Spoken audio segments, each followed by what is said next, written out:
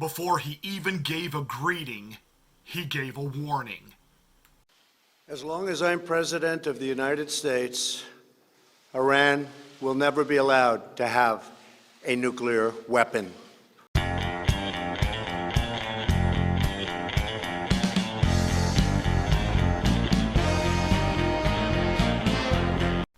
President Trump addressed the nation regarding the issues surrounding Iran, the killing of Soleimani, and Iran's retaliation last night.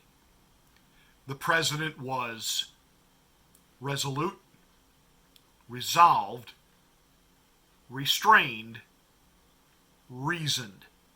It was excellent. And he laid the blame exactly where it needed to be laid.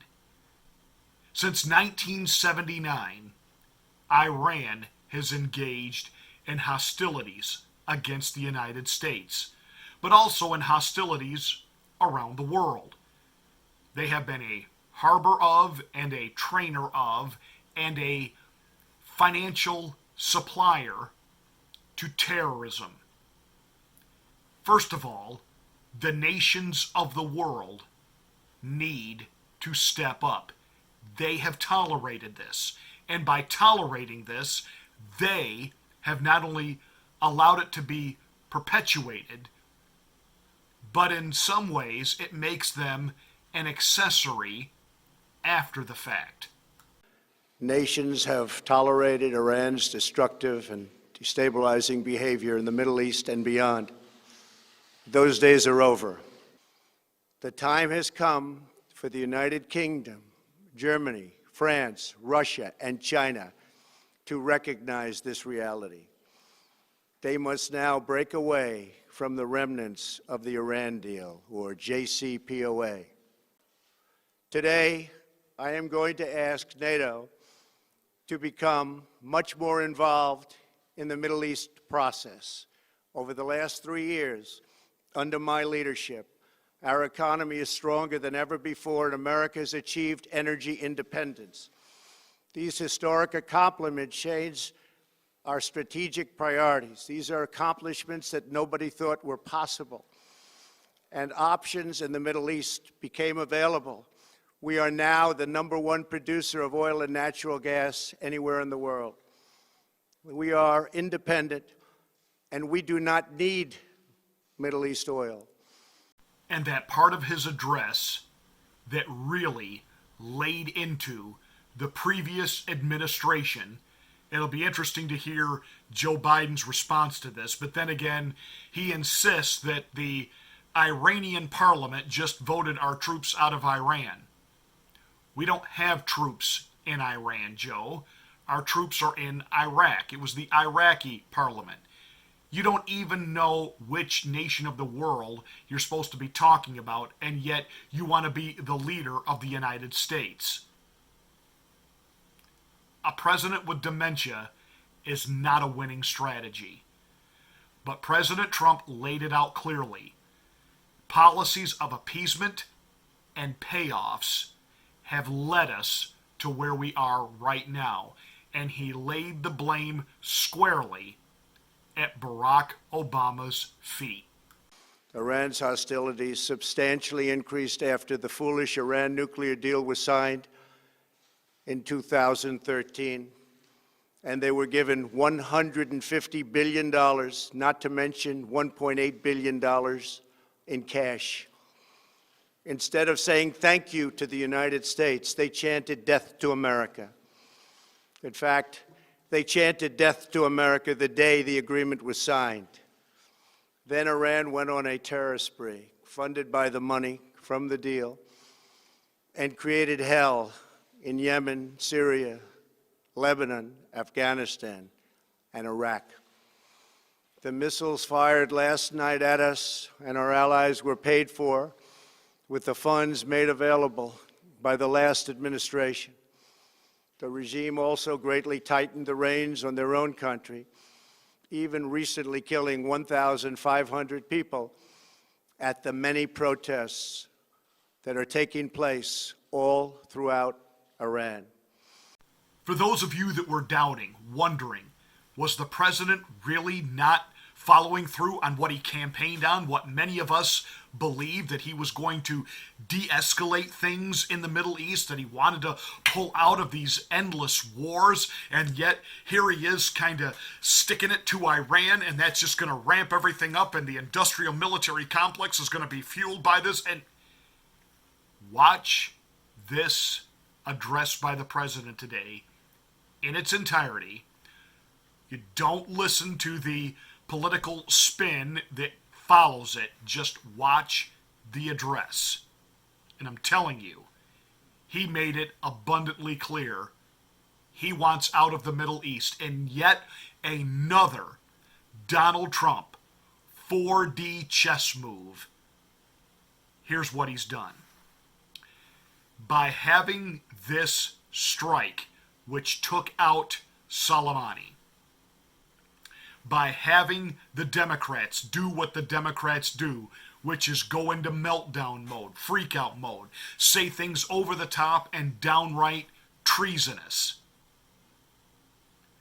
by getting the lying legacy corporate corrupt mainstream media to, in their hatred of Donald Trump, try to portray one of the world's worst terrorists, terror organizers, terror planners, individual that is responsible for the deaths of thousands of Americans and Iranians, to then, because of their hatred of Donald Trump, the media portraying this man as some type of hero, even offering talking points, how to talk to your children about life after the assassination of Soleimani, as if 6 and 8 year olds pay attention or care.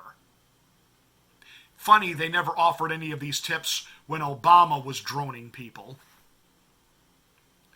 But because of their hatred of Trump, they will align themselves with our enemies. It's an amazing thing to watch.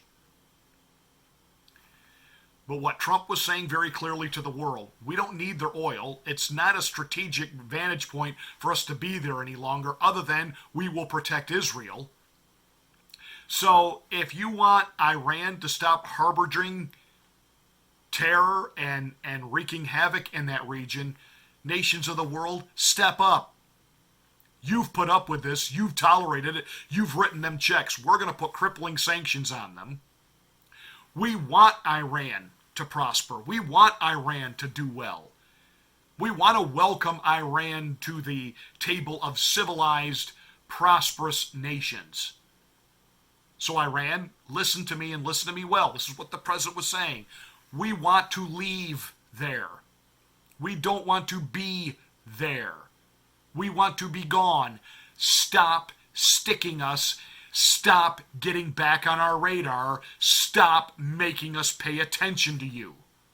Stop. Behave. We're leaving. And we're not going to fund you like Barack Obama did. And he told the nations of the world, get out of this Iranian deal. Stop emboldening them. Stop giving them money and resources because, and he specifically mentioned Russia and China, I'm watching you. Understand, by the president touting our economic strength, our military strength, Iran actually tipped off our military that those missiles were coming. It was a save-face maneuver. Everybody agrees on that. It was a save-face maneuver. The president is allowing them, in the eyes of their people, to quote-unquote save face, that we didn't just take this death of Soleimani lying down. We sent missiles over into Iraq at an American military base. They hit nothing. They killed no one. It was deliberate. We knew it was coming. We were prepared for it. It was a allow them to save face. Now they are de-escalating. They are backing down. Oh, by the way, how is Wall Street handling this? Record day. Record day. This president has again run circles around the Democrats, around our enemies, around naysayers and idiots and buffoons who call themselves late-night TV talk show hosts and comedians who've said, once again, President Trump did something that he didn't calculate the risk. Oh, yes, he did calculate the risk. It's another 4D chess move where by doing what he did and handling it the way he's handled it, he can now say goodbye and good riddance to the Middle East. We can begin real troop withdrawal. Now, obviously, we're going to have to keep an eye on Iran because not everybody that makes decisions over there is sane. There are some radical 4th century barbaric individuals who really do want to do awful things to the U.S. There are some restrained individuals over there that understand that what President Trump did by taking out Soleimani, by laying out how militarily strong we are, by pointing out he's got 52 targets in mind, without ever putting a boot on soil, with launch codes and passwords and the press of a button, Iran can be no more. And they know that now. That there is a president who will not just bluster and threaten and then secretly send them money under the cover of darkness. He would actually give those codes, press that button, and be done with them. They know it now. They have awakened a sleeping giant and filled him with a terrible resolve. And that's what we saw in that press conference today. A leader, a president who is committed to the safety and the protection of the United States of America, our citizens, and our military. This was a good day for the president, a great day for America, a great day for you as an American. You have a leader in the White House. This was not a build-up to more endless war in the Middle East. And Nancy Botox Pelosi and Chuck E. Cheese Schumer out there drooling and babbling about needing to restrict his power and he didn't have the authority and blah, blah, blah, blah, blah, blah. Nobody's listening. Because even liberal pundits on cable news talk shows have had to acknowledge nobody put Barack Obama in any type of check or balance on his endless drone strikes. No one. The president wants out of the Middle East. By doing what he did, he brings it to the forefront. He shows everyone again the problem. And he says, listen, we're willing to play nice with Iran. Iran, leave us alone. Get off our radar. Nations of the world, step up. These guys keep doing what they do because you've allowed it to happen. Oh, and the previous administration paid for it. The missiles that came against us were paid for by the bribe money that Barack Obama put on a plane and sent there. The president stood there today. He didn't flinch. He didn't waver. He stayed on message. He stayed on point. And he delivered it. How do I know that? Because the mainstream media is going berserk over what he said about how those missiles and the retaliation is paid for. Mark it down. Barack Hussein Obama was radical Islam's greatest asset to their cause. He's no longer president.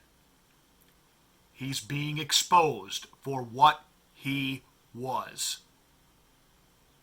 And now they know there is a president that they cannot get away with this anymore.